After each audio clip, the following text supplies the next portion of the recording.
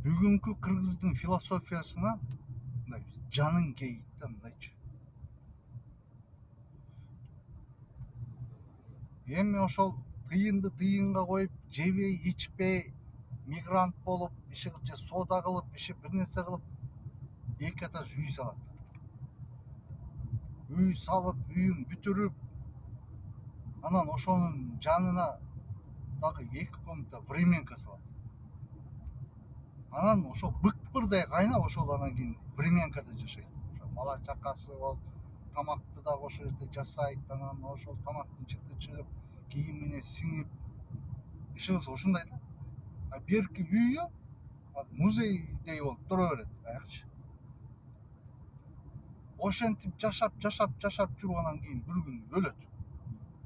Өлүп калат дагы, анан кийин баягы жаңы бүткөн ошо двухэтажка үйүнө ошол адамдын анан карашына келет адамдарчы.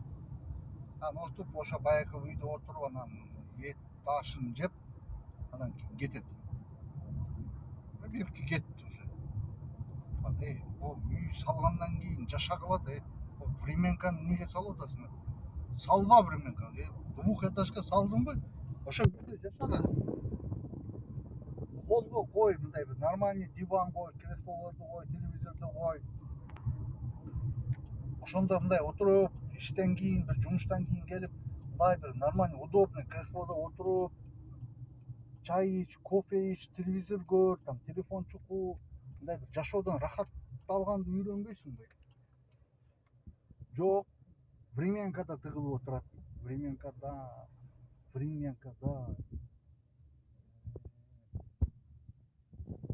Өзү бир эле этаж салыш керек. Бир эле этаж жетет, моундай жетет. Бир катыны бар адамга 2 этаж үйдүн эмне кереги бар? Бир эле этаж сал, мисалы. Бир эле этаж сал дагы, ошол экинчи этаждын акчасына бир нормальный машина алып минбейсиңби? Жаңы машина алып, мындай китайский машиналар арзан, нормальный эле сонун машиналар.